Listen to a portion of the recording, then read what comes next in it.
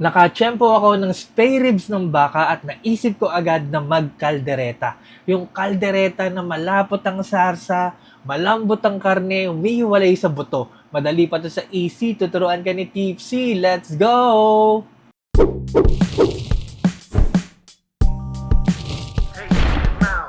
Yo, welcome to Pimp Your Food! Ang sarap ng ulam natin ngayon. Tulad nga ng sabi ko sa intro, ito ay beef ribs caldereta. Pero kung naghahanap kayo ng caldereta na may gata, pasensya na po, hindi po ito yon. Okay? So, hindi ko rin binabad sa toyo at kalamansi ang ating spare ribs ng baka dito. Season lang natin yan ng asin at paminta. Both sides dapat well seasoned para malasang malasa talaga. Tulad ng nakikita nyo, set aside muna natin yan, ibabad natin habang piniprito natin ang ating patatas at ang ating carrots. Makakadagdag yan ng another layer ng flavor sa ating patatas at carrots at sabi nila, hindi daw madaling mapanis kapag naprito ang patatas at carrots. Okay? Yan, pag nag-brown na, set aside. Ito, saglit lang, no? Saglit lang natin igisa ang ating bell peppers. Tapos, pwede na natin yan hanguin. Set aside din natin yung mantika. Diyan din tayo magpiprito ng ating baka. Isi-sear lang natin yan both sides hanggang sa mag-develop ng color. Sabi nga nila, color is flavor tulad ng nakikita nyo.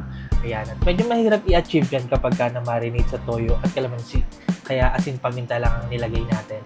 Alright, pag ganyan na yung kulay, set aside na natin. At yan, humalo na yung mantika ng baka sa ating mantika. Kaya dumami, bawasan lang natin, no? Pero kung malakas ang loob nyo, sige, huwag nyo nang bawasan. Joke lang. Bawasan nyo masyadong marami yan. Alright, tas dyan na din tayo magigisa. Nandyan yung flavor ng baka, ng patatas, ng carrots, ng bell pepper. Alright, gisa tayo ng bawang, sibuyas. Yan, matik yan sa Pinoy cooking. Tapos, ayan, meron tayong kamatis. At yung bell peppers, yan, gisa na rin natin, sama natin para masarap. Alright, durugin lang natin yung kamatis. Kapag malambot na, durog na yung kamatis, maglagay na tayo dyan ng tomato paste. Sama natin yan sa gisa. Lulutuin lang natin yung tomato paste hanggang sa maging dark yung color at haluin nyo lang, no? Para talagang, ayan, makita nyo maging well combined na lahat tulad niyan. Alright, kapag ganyan na, ayan, balik na natin yung ating napritong karne ng baka. Lagyan natin ng chili flakes para sa konting sipa ng anghang at pampabango, lagyan natin ng dahon ng laurel. Mix natin ng mabuti, makoat yung karne ng baka ng ating mga pampalasa at aromatics. Alright, lagay tayo ng pickled relish para sa konting tamis at asim. Lagay tayo ng soy sauce para sa savory. At iyan, mix ulit natin ng mabuti at makikita nyo. Ganyan palang mukha ng masarap, no? Meron hindi pa luto yan. Ang tigas pa niyan, mga boss. Papalambutin natin yan. Maglagay tayo ng beef cube at ng tubig. Yan ang magpapalambot sa ating karne ng baka. Gano'ng kalambot, kayo bahala. Malambot na malambot ang trip ko. Pinakuluan ko yan sa mahinang apoy ng nakatakip ng kulang 2 oras. Pwede kayong gumamit ng pressure cooker dito. Walang nagbabawal sa inyo. Pero ako trip yan. Low and slow. Ayan, nagmantika na. Pagkatapos ng halos 2 oras, malambot na ang ating karne ng baka. Lagay na natin ang ating liver spread.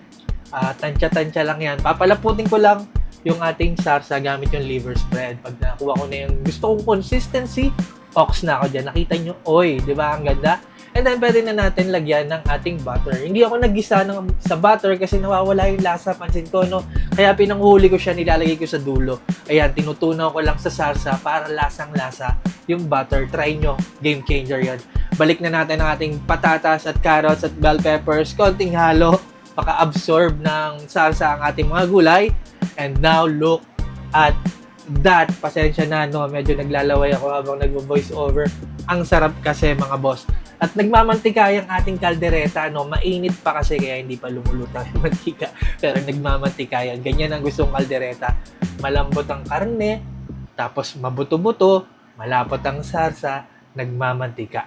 Ayan, no? Humihiwalay na. Grabe, sana subukan nyo itong recipe na to. Ang sarap niyan. Maraming salamat sa palagi niyong panonood, pagtakilik, pagsuporta at pagsubaybay. Ako po si Tipsy D. God bless sa inyo lahat. Peace.